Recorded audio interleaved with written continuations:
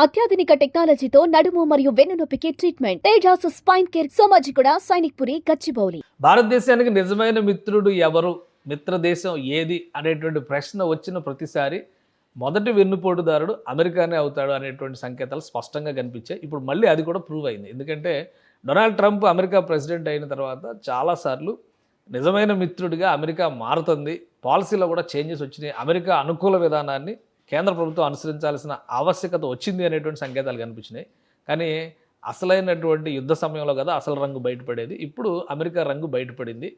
యుద్ధాన్ని విరమింపజేయడానికి తానే కారణం అని చెప్పినటువంటి డొనాల్డ్ ట్రంప్ బయట చేస్తున్నటువంటి వ్యవహారాలు, అంటే ఐఫోన్లకు సంబంధించినటువంటి ఫ్యాక్టరీలు ఇండియాలో వద్దని చెప్పినట్టుగానే ఇప్పుడు భారతదేశాన్ని ఈ సంకట సమయంలో ఇబ్బంది పెట్టేటువంటి ప్రణాళికని అమలు చేసినటువంటి టర్కీకి కొమ్ము కాస్తున్నారు.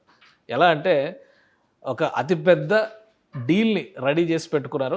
అమ్రామ్ అనేటువంటి ఆయుధాలకు సంబంధించి 19,000 కోట్ల రూపాయల డీల్ని అమెరికా ప్రభుత్వం డొనాల్డ్ ట్రంప్ టర్కీ ప్రెసిడెంట్తో చేసుకోబోతున్నాడు. 19,000 కోట్ల రూపాయలు, అది కూడా ఆయుధాలకి సంబంధించినటువంటి డీల్ ఇది.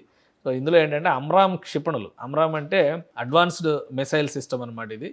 సో దీన్ని తీసుకొచ్చి మీడియం రేంజ్ మిసైల్ సిస్టము, దీన్ని తీసుకొచ్చి టర్కీకి అమ్మడానికి రెడీ చేసుకున్నారు. దాంతోపాటు F-35 డీల్ నుంచి టర్కీ అవుట్ అయింది. అంటే రష్యా నుంచి S-400, ఇప్పుడు మనది ఏదైతే సుదర్శన చక్రం అని చెప్తున్నామో ఆ రక్షణ వ్యవస్థల్ని కూడా టర్కీ గతంలో కొనుగోలు చేసింది. సో దీంతో F-35 యుద్ధ విమానాల ఒప్పందం నుంచి టర్కీని అమెరికా అప్పుడు తొలగించింది. ఇప్పుడు మళ్ళీ అమెరికాని ట్రాక్లోకి తెచ్చుకోవడానికి ఇంకో కొత్త ఒప్పందానికి రెడీ అయింది. అమ్రామ్ డీల్ని ఇది యాక్సెప్ట్ చేయమని చెప్పని ప్రపోజల్ పెట్టింది.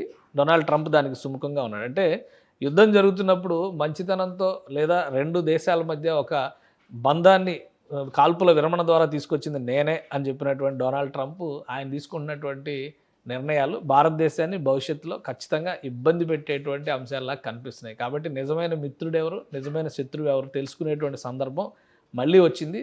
రష్యా భారతదేశంతో గతంలో కూడా 1971 యుద్ధం సందర్భంలో కూడా రష్యానే భారతదేశానికి అండగా నిలిచింది.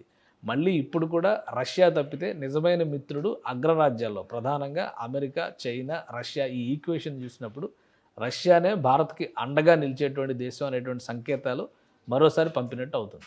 సుమన్ టీవీలో మీ పర్సనల్ అండ్ బిజినెస్ ప్రమోషన్స్ కోసం కింది నెంబర్కి కాంటాక్ట్ చేయండి.